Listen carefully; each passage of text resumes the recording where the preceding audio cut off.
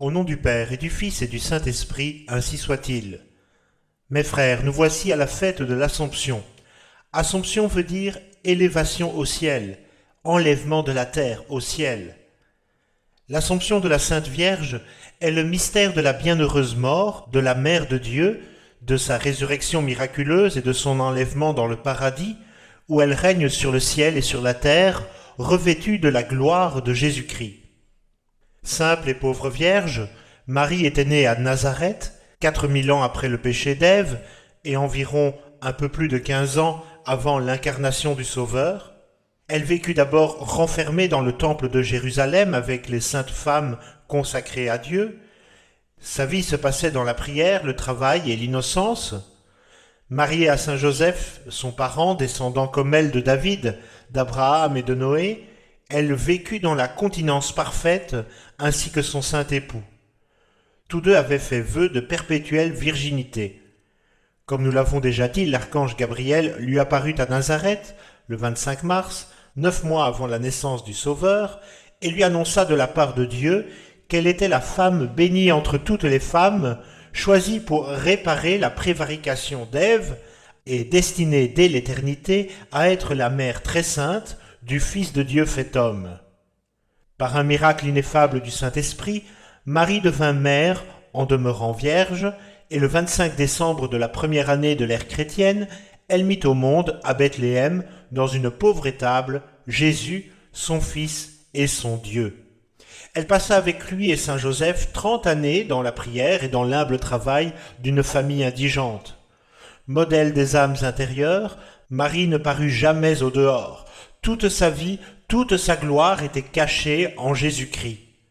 Elle passait ses jours et ses nuits à l'entendre, à l'écouter, à converser avec lui et surtout à l'aimer. Elle le suivit dans ses courses évangéliques pendant 3 ans et elle l'accompagna dans toutes les phases de sa douloureuse passion jusqu'au calvaire où elle reçut son dernier soupir. Avant de mourir, Jésus la laissa à Saint Jean, son apôtre bien-aimé, comme le trésor de son cœur et comme le plus magnifique des héritages. « Voici ta mère », lui dit-il en indiquant Marie de ses regards mourants. Tous les chrétiens véritables, eux aussi disciples bien-aimés de Jésus, étaient représentés sur le calvaire par Saint Jean. Ils reçurent en ce moment suprême, la Sainte Vierge pour leur mère, et Marie les aime tous comme ses fils adoptifs à cause de l'amour qu'elle porte à Jésus-Christ qui vit en eux. Marie fut, suivant le sentiment des docteurs, la première à qui Jésus ressuscité apparut. Elle le suivit jusqu'à la montagne des Oliviers, où elle le vit monter au ciel. Elle se retira dans le cénacle à Jérusalem avec les apôtres, et 10 jours après, le Saint-Esprit qui habitait déjà pleinement en elle, comme dans son plus pur sanctuaire, se répandit avec l'éclat de la majesté divine sur les premiers pasteurs de l'Église pour leur donner les grâces nécessaires à leur mission apostolique. Marie assista comme reine et comme mère à la fondation de l'Église, à la première prédication du prince des apôtres, aux premiers efforts du zèle des envoyés de son Fils. Elle encouragea ses efforts et soutint de ses prières, de ses exemples et de ses conseils l'Église naissante. Elle suivit Saint Jean, son fils d'adoption, à Éphèse, puis elle revint avec lui à Jérusalem. Et là, âgée de 73 ans, disent quelques-uns, de 63 disent la plupart des autres, 14 ans ou 24 après la Passion, la résurrection et l'ascension de son Fils Jésus, la Vierge Marie, entourée des apôtres que la divine providence avait réunis à Jérusalem, s'endormit du sommeil des justes le jour que nous fêtons le 15 août de l'année 48 ou 58 de l'ère chrétienne. Son âme, plus sainte que toutes les créatures, entra aussitôt dans la gloire du ciel. Son corps sacré fut enseveli et déposé dans le sépulcre par Saint Pierre et les autres apôtres, avec tous les respects et les tendres regrets que l'on peut penser.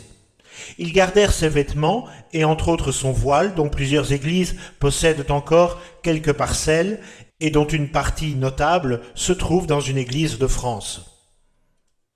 Suivant une pieuse tradition, Dieu, pour manifester la gloire de sa mère, avait permis que l'apôtre saint Thomas fût absent à la mort de Marie. Averti de ce grand événement par une inspiration divine, il accourut à Jérusalem, mais il arriva trop tard. Depuis 3 jours, le corps sacré reposait dans le tombeau. Inconsolable, Thomas voulut absolument contempler une dernière fois le visage chéri de la mère de son Sauveur. Les apôtres cédèrent à sa prière, et la troupe sainte, accompagnée de la foule des chrétiens de Jérusalem, alla au sépulcre, chantant des hymnes et des psaumes. On ouvrit le tombeau, mais quelles ne furent pas la surprise, l'admiration, la joie sainte des assistants, lorsqu'au lieu de voir le corps de Marie, ils virent le tombeau rempli de fleurs et les suaires pliés avec respect. Quoi qu'il en soit, la tradition constante de l'Église enseigne que les anges avaient été envoyés par Jésus-Christ pour enlever au ciel et ressusciter la dépouille mortelle de cette incomparable Vierge, devenue leur reine par la gloire de sa maternité divine. Autant, en effet, la mère d'un roi est au-dessus de tous ses serviteurs, autant Marie, Mère de Dieu, est au-dessus de tous les saints, de tous les anges, de tous les archanges, de tous les chérubins, de tous les séraphins du ciel. Immédiatement au-dessous de Jésus-Christ, elle règne avec lui et par lui sur toutes les créatures. L'Assomption est le couronnement des grandeurs de la Mère de Dieu. Les chrétiens en célèbrent la mémoire par une fête solennelle qui est devenue la fête de la France depuis le vœu de Louis XIII.